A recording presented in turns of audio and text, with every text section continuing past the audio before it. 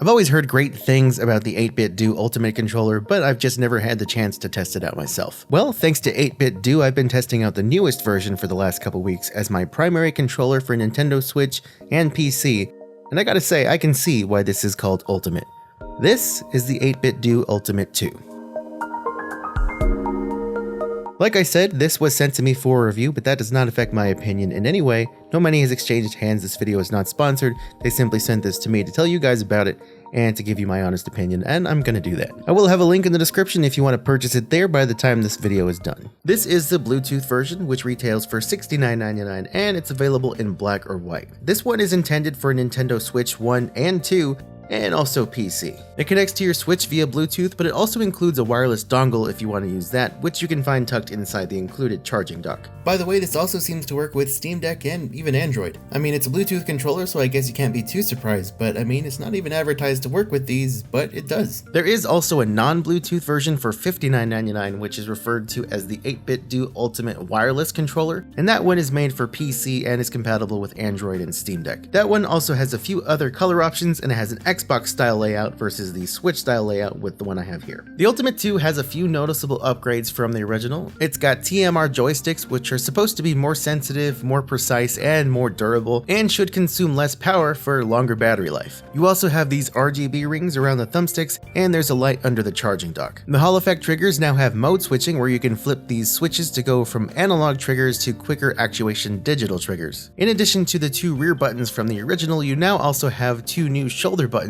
all of which can be programmed with or without software. The D-pad and shoulder buttons are said to be improved as well. I can't compare, but I can tell you that I do like the buttons here. The D-pad is tactile and responsive, and its placement is not the best for D-pad centric games like 2D platformers or fighting games, but when you want to use it, it's a nice D-pad. The face buttons to me almost feel like there's just a tad too much force needed to press them, but I only notice it when I'm trying to notice it. During gameplay, I can't really say that it's a problem. The shoulder buttons are also very satisfying, clicky, but not loud and obnoxious. The front has a smooth, slightly textured surface, almost like eggshells, but the back has some slightly more pronounced texture for a little bit of extra grip. It's helpful without feeling too rough or invasive. If you've ever used a DualSense controller for the PS5, it feels a lot like that. The shoulder buttons are also very slightly textured. I'd say a little bit more so than the front of the controller, but less than the back. Now, like the title of this video suggests, this controller does work with Nintendo Switch 2, but I do want to be clear, I do not have a Switch 2 just yet. Therefore, I have not tested this controller with a Switch 2, but also this still is a Switch 2 compatible controller. Just because I don't have a Switch 2 doesn't make anything I'm saying in this video any more or less true. Now, you have all the usual buttons as to be expected on a Switch controller, your plus, your minus, your share button, and a home button. This star button here is what you're going to use for changing various settings on device, and this is located where the home button is usually located on a Switch Pro controller, and instead this 8BitDo logo button in the center is the home button. There is software you can download on your PC or an app on your smartphone if you want to, and you can use that to customize the controller, adjust the lighting, assign buttons to the rear and extra shoulder buttons, and so on. You can even program macros if you want to. And you can even set up different settings on multiple profiles if you want to that you can just switch between with the press of a button. But if you hate software, you don't want to do any of that with software, there is the option to do a lot of that on the controller with just using button combinations. For example, you can activate turbo mode for certain buttons by holding the star button and the button that you want to use in turbo mode. That is going to turn on the turbo light to let you know it's on, and then if you want to assign buttons, I just hold the button I want to program, plus the button I want to assign to it, plus the star button for a few seconds, and now R4 up here will act like the A button when I press it. And you can assign these additional shoulder buttons or the back buttons to act as any other button or even combinations of buttons. The only thing you can't assign them to is each other, so I can't program L4 to act like R4 since these buttons are technically blank slates. It's a shame I can never really think of a good use for these extra buttons. I never use the back buttons on these controllers or even on my Steam Deck.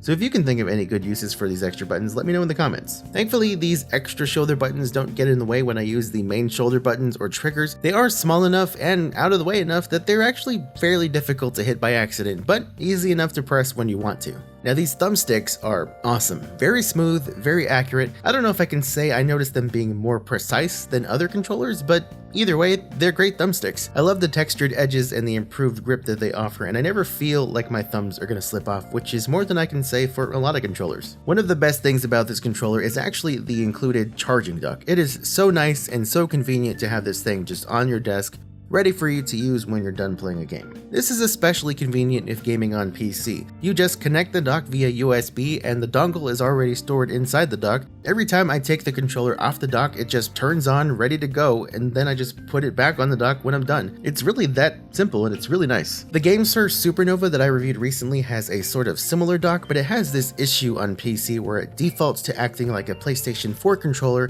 but I prefer to use Xbox controls on my PC. So I end up having to unplug the cable from the dock and plug it back in for it to reset back to an Xbox controller. It's a minor inconvenience, but it's annoying enough that not having to do that with the 8BitDo Ultimate 2 is a huge breath of fresh air. This has a 1000 mAh battery, which should get you around 20 to 22 hours of battery life in Bluetooth mode. That is going to drain a little bit faster in wireless mode if you're using the dongle, and of course if you have RGB lighting on or off, that's also going to affect the battery life. But with the dock just right here, I could spend all day playing for like 8 hours, which is rare for me anyway, and then once I'm done, just put it on the dock, and the next time I play it, it's fully charged and ready to go. And that's just a game changer. I really couldn't tell you how long the battery life actually lasts because it's just such a non-issue. The dongle can also be taken out of the dock to plug directly into a PC or laptop, but it is a USB-C, so if your device doesn't have a USB-C port, you will need an adapter. One thing that held me back from the original Ultimate controller was the ergonomics. I had heard that the ergonomics on that thing were not exactly the best. This has the same shape and ergonomics, so I was a little concerned at first. The shape is made to be a little bit more form-fitting with the dock. It kind of makes this uniform sort of pod-like shape, which looks great aesthetically. But just putting my hands on the controller, I can also feel how it is not quite as ergonomic as something like a more traditional Xbox style controller. Most modern controllers have grips that are a little bit more flared out, so I get what they were going for aesthetically, but I will say that using this at first, it was a bit of an adjustment. I was a little concerned because I did have pain on that first day of use, and I already have wrist issues to be fair, but after a day or so the pain went away and I'm used to it now. It's totally fine. But if ergonomics are your number one concern, you may want to look elsewhere or maybe just give it a shot and see if it'll work for you. The RGB lighting is pretty unique. I mean, out of the box, mine was set to this blue color, and when I move either thumbstick or even press the D-pad or the face buttons, a section of the rings will light up purple in the direction I'm pressing. I don't know if it serves a particular purpose, but I mean, it looks cool. So if you want to change the lighting or you want to turn it off entirely, you just press the star button a couple times and it'll turn off. Or the app or the software to change the lighting more to your liking. You can also change the brightness or change between a couple of preset color options. All you need is the star button and the D-pad. Up and down will adjust the brightness, and left or right will change the effect. So I've been using this controller every day, primarily on PC and my Switch, and I gotta say, I really like this controller. It does what it needs to do, and it does it well. It's also really nice that the price is cheaper than a Switch 2 Pro controller, so if anything, you can save yourself a couple of bucks and still get a great controller for your new Switch 2. It's got motion controls, but compared to the Switch 2 Pro controller, it doesn't have HD rumble, if that matters to you. It also doesn't have NFC for amiibo support. It's also missing a headphone jack and a C button for game chat on the Switch 2, if that is something you happen to use often. And I mean, what more can I say? Do I recommend this controller? Absolutely. I'm going to be using this controller as my main controller going forward for a while at least. And I think if you want something that approaches that Switch 2 Pro controller level without costing as much as a Switch 2 Pro controller, this is definitely a viable option. You may lose out on a couple of features, but I mean, come on, that charging dock, game changer. You can take the amiibo support, give me that charging dock any day.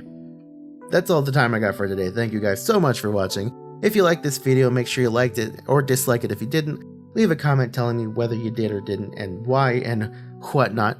Make sure you're subscribed if you're new, and if you are subscribed, watch a couple other videos, or if you're not subscribed, maybe watch a couple other videos. I got other videos coming on the way. I'm going to be reviewing some other different things. They're all gaming adjacent, so keep an eye out for that. And I'm going to get out of here. Thank you guys, and watch the video. Okay, bye.